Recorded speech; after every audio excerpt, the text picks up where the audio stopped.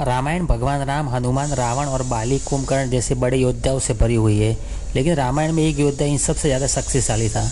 एक बार अगस्त्य मुनि जब अयोध्या आए तो उन्होंने प्रभु श्री राम को बताया कि रावण का पुत्र मेघनाथ ही इस संग्राम का सबसे ताकतवर योद्धा यानी कि सबसे शक्तिशाली राक्षस था। आइए जानते हैं अगस्त्य मुनि ने ऐसा क्यों कहा और किसके हाथों मेघनाथ की मौत हुई। ऐसा कहा जाता है कि रावण के घर जब पुत्र का जन्म हुआ तो उसके रोने की आवाज़ बिजली के कड़कने जैसी थी। यही कारण था कि रावण ने अपने बेटे का नाम मेघनाथ रख दिया, जिसका अर्थ होता है बादलों में कड़कती बिजली। राक्षसों के सबसे बड़े गुरु ने मेघनाथ के अंदर छिपे योद्धाओं को पहचाना था और उसे गुर सिखाए थे। उन्होंने मेघनाथ को देव अस्त्रों का भी ज्ञान दिया था, जिससे वह अधिक शक्तिशाली हो गया था। मेघनाथ एक अकेला ऐसा वीर था जिसके पास परमास्त्र समेत पाशुपास्त्र और वैश्वास्त्र भी थे। यही कारण है कि वो अकेला पूरी राम की सेना पर भारी था। दानव और देवों के बीच हुए एक युद्ध में रावण के पुत्र मेघनाथ ने अकेले ही इंद्र को पराजित कर दिया था और इंद्र को हराने के बाद वह बंधक बनाकर अपने साथ ले आया। इस बारे में जब ब्रह्मा को पता चला तो उन्होंने इंद्र को छोड़ने के लिए मेघनाथ को एक वरदान देने की बात कही। इंद्र को आज़ाद करने के लिए मेघनाथ ने ब्रह्मा से सदा अमर रहने का वरदान मांगा। ब्रह्मा ने इससे इनकार कर दिया, लेकिन युद्ध में कभी न परास्त होने का वरदान दे दिया। ब्रह्मा ने मेघनाथ से कहा कि तुम कभी युद्ध में परास्त नहीं कर सकेगा और तुम कभी किसी से नहीं हार सकते, लेकिन युद्ध से पहले उसे अपने प्रथांगिरा देवी का यज्ञ करना होगा।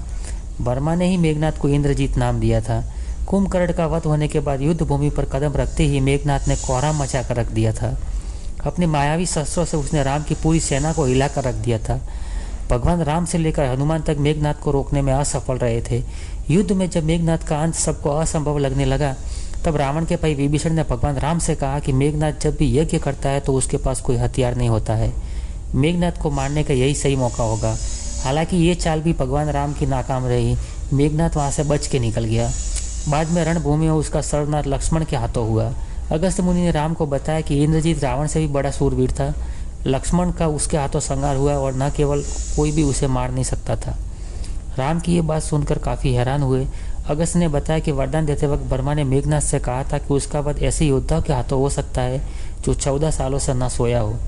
भगवान राम के पूछने पर लक्ष्मण ने बताया कि वनवास के समय वह 14 सालों तक नहीं सोए थे। वह रात पर धनुष पर बाण चढ़ाए पहरेदारी करते रहते थे। लक्ष्मण ने निद्रा को अपने वश में कर लिया था और ब्रह्मा के मुख से निकले स्वर शायद लक्ष्मण के लिए ही थे। अर्थात लक्ष्मण अपना तीर चढ़ाता है और मेघनाथ का अंत कर देता है।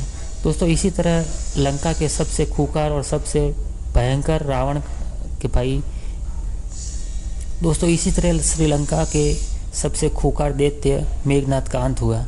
दोस्तों, आशा करते हैं आपको हमारे प्रसंग अच्छे लगते होंगे। दोस्तों, अगर आपको हमारे प्रसंग अच्छे लगते हैं तो वीडियो को लाइक और चैनल को सब्सक्राइब जरूर करें। चलिए दोस्तों, मिलते हैं एक और अगले वीडियो में। तब तक अपना ख्याल रखना। जय श्री राम।